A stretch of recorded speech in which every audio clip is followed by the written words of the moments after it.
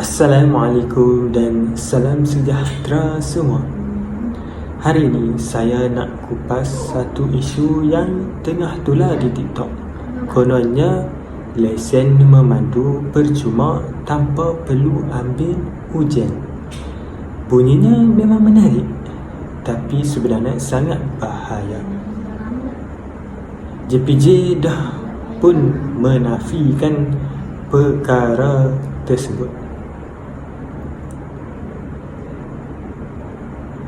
Malah mereka salah sahkan semua ini penipuan.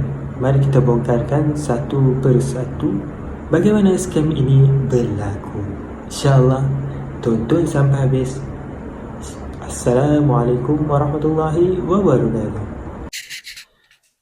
Semuanya bermula bila ada beberapa akaun TikTok yang muat naik video kononnya JPJ ada kempen lesen memandu percuma. Saya letak gambar pegawai kanan kementerian lagi. Tujuannya untuk buat orang percaya ini betul dan sah. Masalahnya ramai yang tak semak sumber rasmi.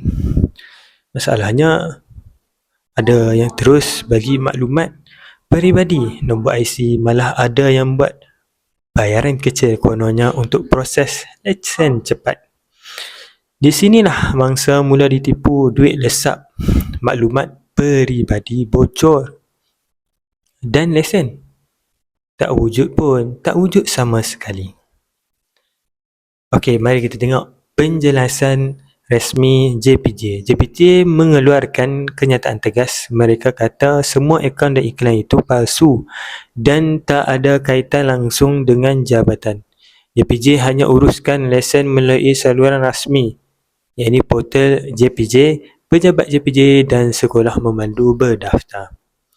Mereka juga ingatkan jangan sesekali berurusan dengan individu atau laman sosial yang tawarkan lesen tanpa ujian, terlebih dikenali sebagai lesen terbang. Itu menyalahi undang-undang. Kalau tertipu bukan saja duit rugi, malah data peribadi anda boleh disalahgunakan. Skamer boleh guna IC anda untuk buat akaun palsu, pinjaman atau kegiatan haram. Na'udzubillah min zalik. Dan kalau kantoi bawa lesen palsu, boleh kena denda dan atau penjara.